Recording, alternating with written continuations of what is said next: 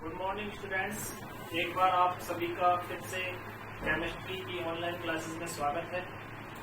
हमारा जो पिछला वीडियो स्टार्ट हुआ था वो रासायनिक बंध एवं आणविक संरचनाओं से निर्धारित एक चैप्टर था, उससे स्टार्ट हुआ था। उसमें मैंने आपको रासायनिक बंध के बारे में बताया कि जब दो समान या असमान परमाणुओं के बीच जो आकर्षण बल लगता है उस आकर्षण बल को रासायनिक बंध कहा जाता है।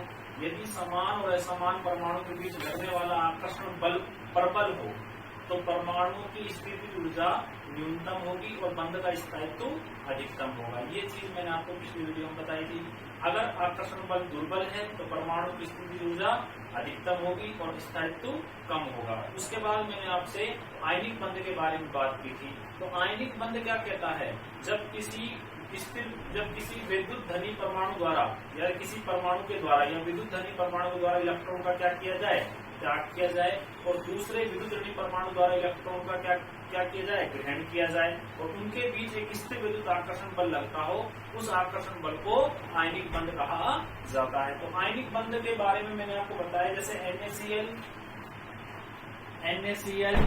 MgCl2, CaCl2 एक्सेट्रा, ये सारे क्या हैं? एक आयनिक कंपाउंड है और उनके बीच जो आकर्षण बल लगता है वो कौन सा बंध लगता है? कौन से बंध का निर्माण होता है? आयनिक बंध का निर्माण होता है। उसके लिए मैंने आपको एक प्रोसेस से बताया था कि किस प्रकार से आयनिक बंध का निर्माण होता है। इसमें मैंने आपको 5 पद बताए थे। पहला पद क्या होता है? पहला पद एक बार मैं दोबारा से चर्चा कर लेता हूँ।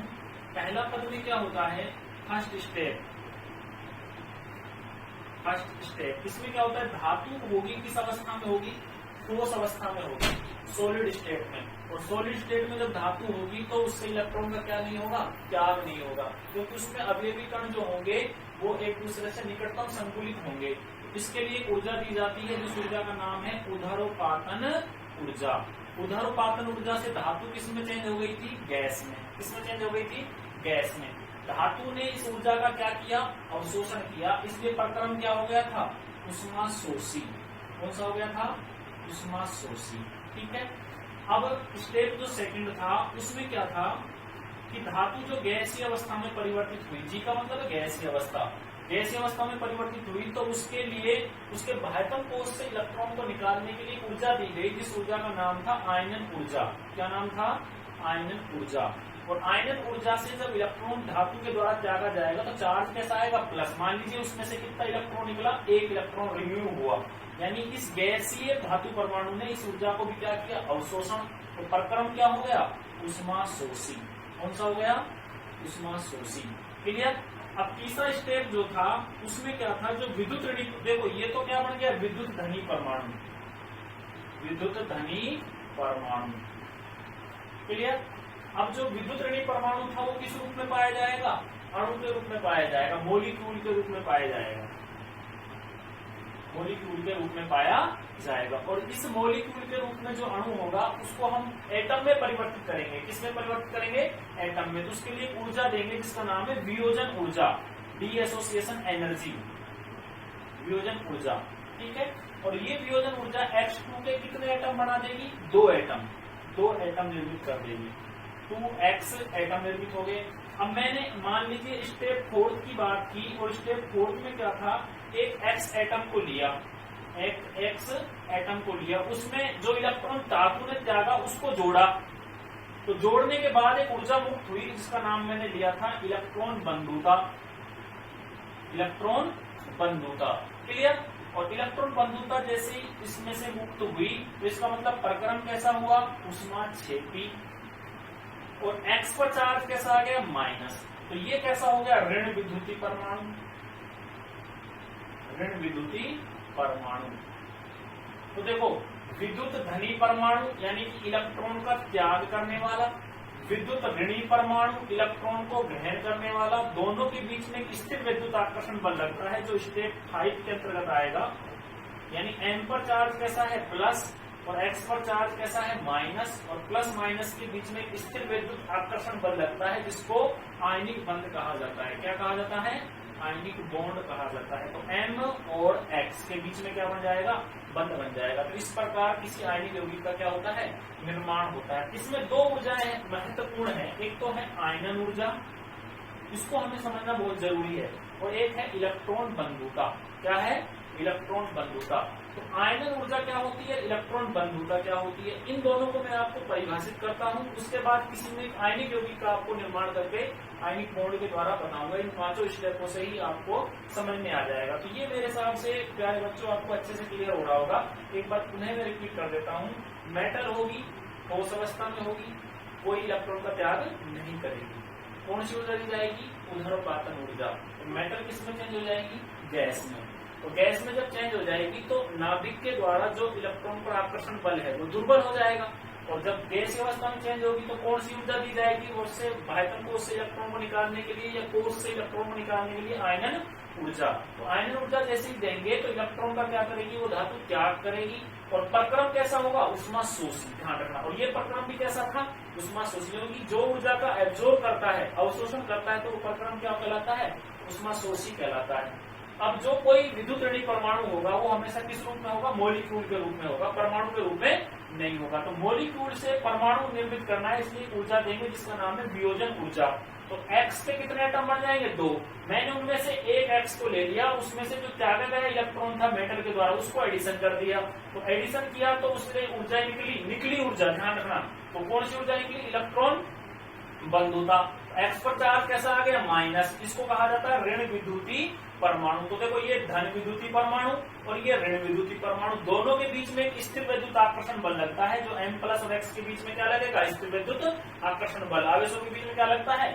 स्थिर विद्युत आकर्षण बल, जिससे M और X के बीच में एक बंध का निर्माण होगा।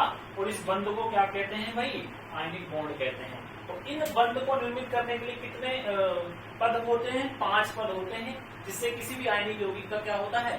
निर्माण होता है। इसमें आयनन ऊर्जा और इलेक्ट्रॉन बंधुता, इन दोनों को मैं आपको और अच्छे से क्लियर कर देता हूं कि ये किस प्रकार होती है। तो देखते हैं।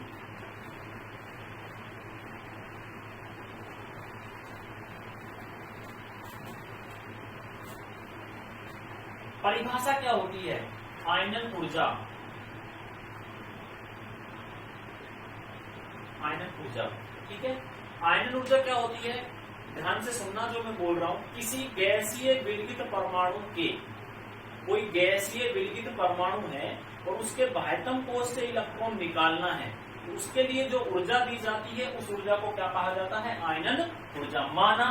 माना M कोई गैसीय विलगित परमाणु है। गैसीय विलगित का मतलब होता है पिघला हुआ, यानी कि ठोस अवस्था में नहीं, गैसीय पिघली हुई अवस्था में गैसीय विलगित परमाणु है और इसके बाह्यतम कोश से हमको इलेक्ट्रॉन निकालना है। क्या निकालना है?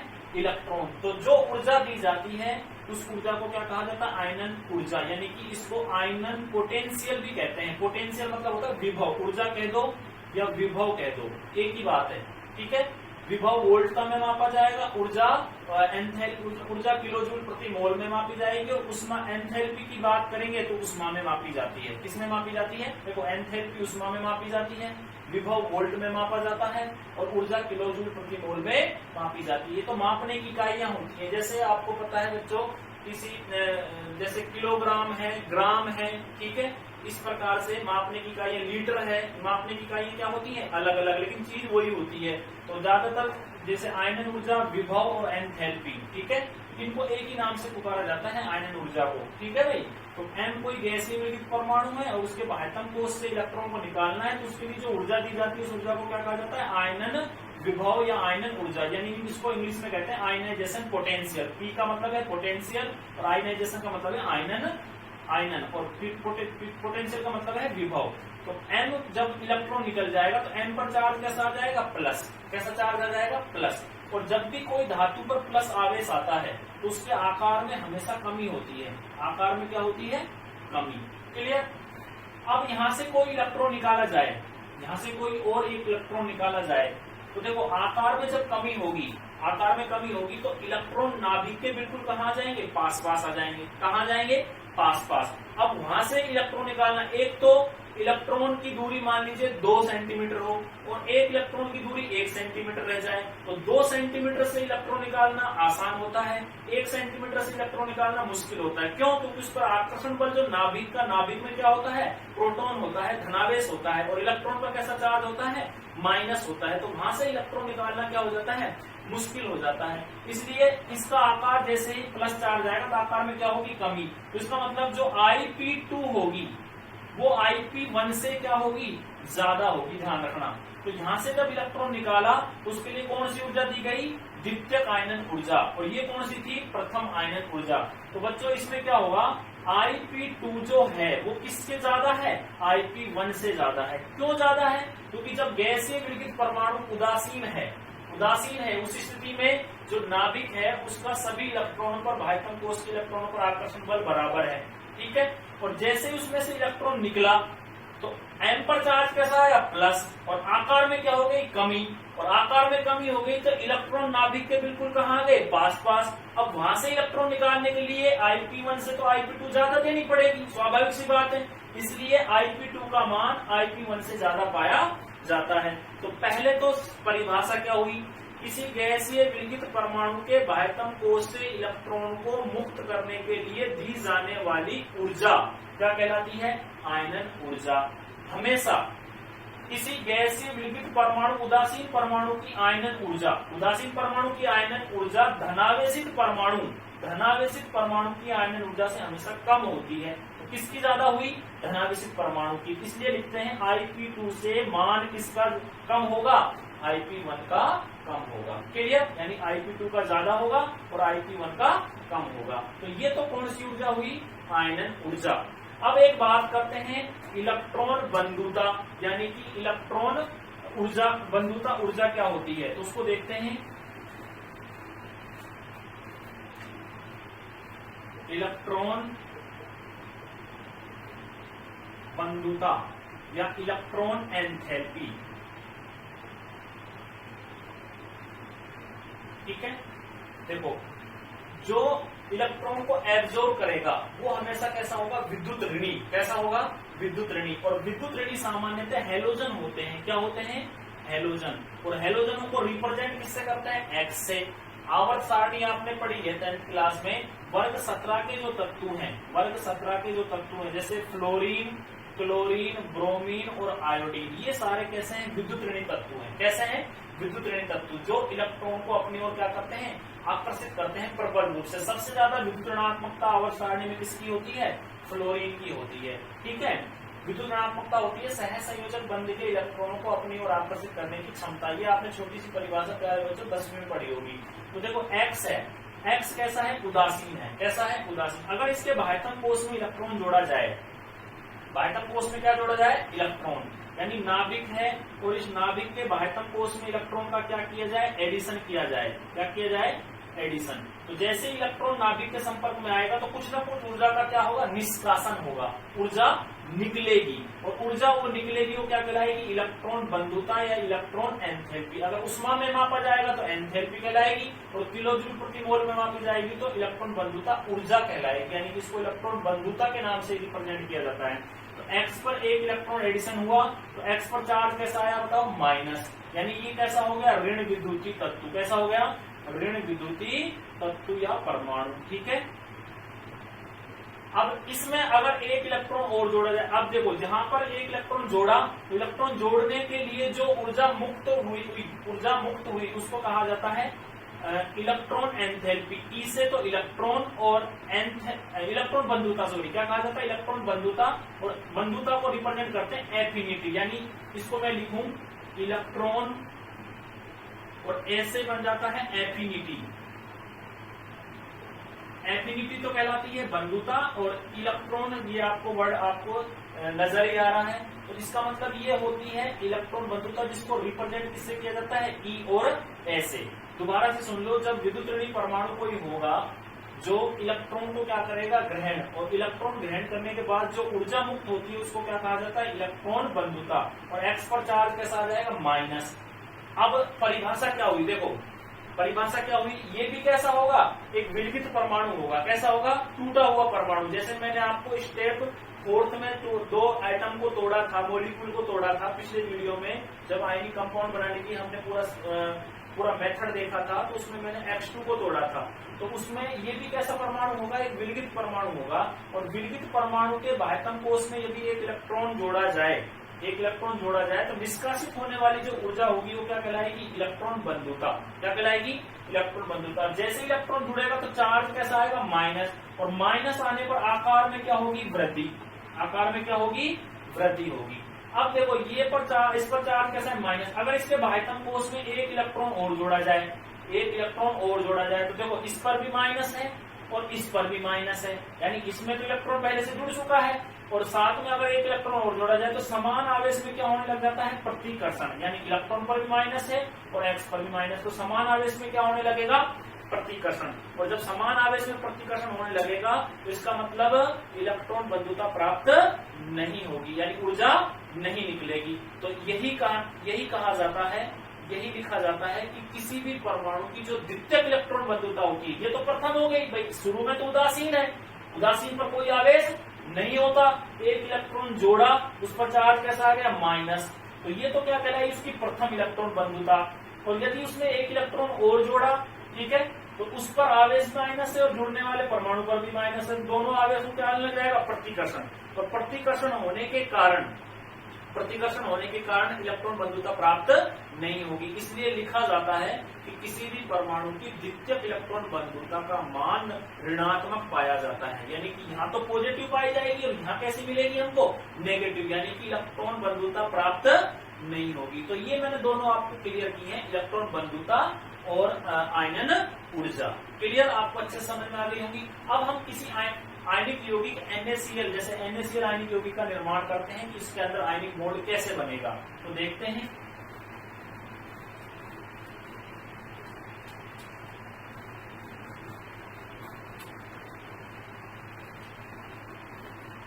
देखो Na प्लस आयनिक यौगिक का निर्माण किस प्रकार होगा, NaCl आयनिक यौगिक का निर्माण अच्छे से समझना, ध्यान से देखना, बहुत अच्छी तरह समझ में आएगा आपको। देखो सोडियम धातु होगी, ये स्टेप फर्स्ट हो जाएगा। सोडियम धातु किस अवस्था में होगी, ठोस अवस्था में। किस अवस्था में होगी भाई, ठोस अवस्था में। ठोस अवस्था में इलेक्ट्रॉन का क्या नहीं करेगी, त्याग। क्या नहीं करेगी, त्याग। तो उसके लिए ऊर्जा दी जाएगी, इसका नाम है उदारोपातन ऊर्जा। तो उदारोपातन ऊर्जा देने पर सोडियम धातु है जो किस अवस्था में चेंज हो जाएगी, गैसीय अवस्था में। सोडियम सोलिड ने इस ऊर्जा को क्या किया, ग्रहण किया, इसलिए प्रक्रम कैसा हो गया, उष्माशोषी। कैसा हो गया भाई, उष्माशोषी। ठीक, क्लियर। अब देखो आपको पता है सोडियम का परमाणु क्रमांक कितना होता है, 11। इलेक्ट्रॉनिक विन्यास क्या होता है, 2, 8 और 1। ये लिखते हो आप। बाह्यतम कोश में कितना इलेक्ट्रॉन है, इसके 1 इलेक्ट्रॉन है। तो सोडियम धातु के द्वारा कितने इलेक्ट्रॉन त्यागे जाएंगे, 1 इलेक्ट्रॉन त्यागे जाएंगे। ठीक है, तो देखो सोडियम किसमें चेंज हुआ, गैस में। और गैस में चेंज होने के बाद एक ऊर्जा दी जाती है, मैंने अभी आपको पीछे बताया, क्या नाम है उसका, आयनन ऊर्जा। और आयनन ऊर्जा के द्वारा कितने इलेक्ट्रॉन त्यागे जाएंगे, 1 इलेक्ट्रॉन त्यागा जाएगा। और 1 इलेक्ट्रॉन त्यागने पर Na पर चार्ज कैसा आ गया, प्लस। आकार में क्या हो गई, कमी। क्या हो गई, कमी। और आकार में जब कमी होती है तो इलेक्ट्रॉन कहाँ आते हैं, नाभिक के पास, वहां से इलेक्ट्रॉन को मुक्त करने के लिए क्या दी जाती है, अतिरिक्त ऊर्जा। तो ये हो गया Na+। ठीक है, और ये क्या बन गया, धन विद्युतीय तत्व। क्या बन गया, धन विद्युतीय तत्व या आयन। और ये प्रक्रम कैसा हो गया बताओ, ये भी उष्माशोषी। क्लियर। अब बात आती है, ये स्टेप सेकंड हो गया। स्टेप थर्ड की बात आती है। तो स्टेप थर्ड में विद्युत ऋणी परमाणु कौन है, क्लोरीन। तो क्लोरीन किस रूप में मिलेगा, अणु के रूप में मिलेगा। किस रूप में मिलेगा, अणु के रूप में। जब भी कोई विद्युत ऋणी परमाणु की बात होगी तो किस रूप में पाया जाता है, अणु के रूप में पाया जाता है, परमाणु के रूप में नहीं पाया जाता। तो इसको तोड़ेंगे तो कौन सी ऊर्जा देंगे, वियोजन ऊर्जा। कौन सी ऊर्जा देंगे, वियोजन ऊर्जा। तो क्लोरीन के कितने एटम बढ़ जाएंगे, 2 एटम बढ़ जाएंगे। कितने एटम बढ़ जाएंगे, 2 एटम बढ़ जाएंगे। अब आपको पता है कि स्टेप जो फोर्थ होगा, स्टेप फोर्थ में से मान लीजिए 1 क्लोरीन एटम की बात कर लेते हैं, 1 क्लोरीन एटम। इसमें क्या त्यागा गया है, सोडियम के द्वारा 1 इलेक्ट्रॉन क्या किया जाएगा, जोड़ दिया जाएगा। तो इलेक्ट्रॉन जोड़ने के बाद जो ऊर्जा मुक्त होती है, मैंने अभी आपको पीछे बताया, उसका नाम क्या है, इलेक्ट्रॉन बंधुता। क्या नाम है? इलेक्ट्रॉन बंधुता। तो बताओ Cl पर चार्ज कैसा आ गया? माइनस। तो ये कैसा बन गया बताओ? ऋण विद्युतीय तत्व। कैसा बन गया? ऋण विद्युतीय तत्व। ठीक है, तो धन विद्युतीय तत्व और ऋण विद्युतीय तत्व के बीच में एक आकर्षण बल लगता है और उसके फलस्वरूप एक बंध का निर्माण होता है जिसको क्या कहा जाता है? आयनिक बंध। तो स्टेप 5 जो होगा लास्ट वाला, उसमें क्या होगा? Na तो क्या है? प्लस, और Cl क्या है?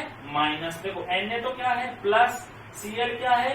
माइनस। तो इसके बीच में क्या बन जाएगा? NaCl एक बॉन्ड बन जाएगा। क्या बन जाएगा? एक बॉन्ड। इस Cl ने इलेक्ट्रॉन क्यों ग्रहण किया? देखो क्लोरीन का परमाणु कितना होता है भाई? 17। आप कैसे लिखते हो? 2, 8 और 7। अपने अष्टक को पूरा करने के लिए बताओ कितने इलेक्ट्रॉन की आवश्यकता है? 1 इलेक्ट्रॉन की। तो किसने त्यागा है बताओ? सोडियम ने। तो सोडियम ने इलेक्ट्रॉन का त्याग किया तो ये कहलाया धन विद्युतीय तत्व।